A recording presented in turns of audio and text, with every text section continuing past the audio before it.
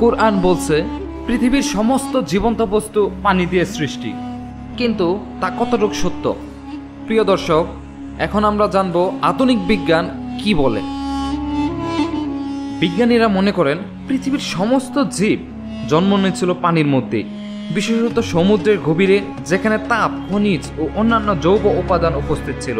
এই ধারণাকে বলা হয় অ্যাবোজেনেসিস। প্রিয় দর্শক, আমি আপনাকে আরেকটু সহজ করে বোঝাচ্ছি। পানি একটি অসাধারণ দ্রাবক। এটি জীববিজ্ঞানের সবচেয়ে গুরুত্বপূর্ণ জৈব রাসায়নিক বিক্রিয়াগুলো সম্পাদনে সাহায্য করে। পানি ছাড়া ডিএনএ, আরএনএ, প্রোটিন ইত্যাদি গঠিত বা কাজ করতে পারে না।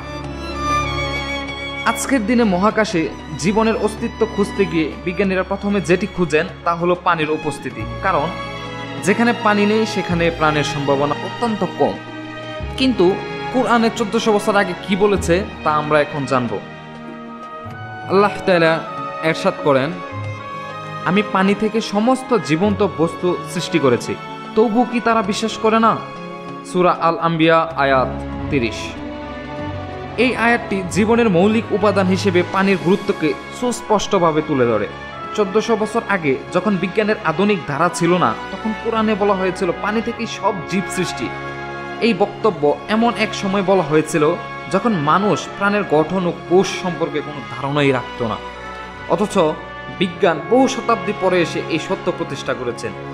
তাই প্রিয় দর্শক, আমরা খুব সহজেই বলতে পারি এই আয়াত প্রমাণ করে কোরআনের উৎস কোনো সাধারণ মানব জ্ঞান নয়, বরং সর্বজ্ঞ সৃষ্টিকর্তার বাণী। মাহফুজুল ইসলাম ফাহাদ চৌধুরী, বিডি আউটলুক।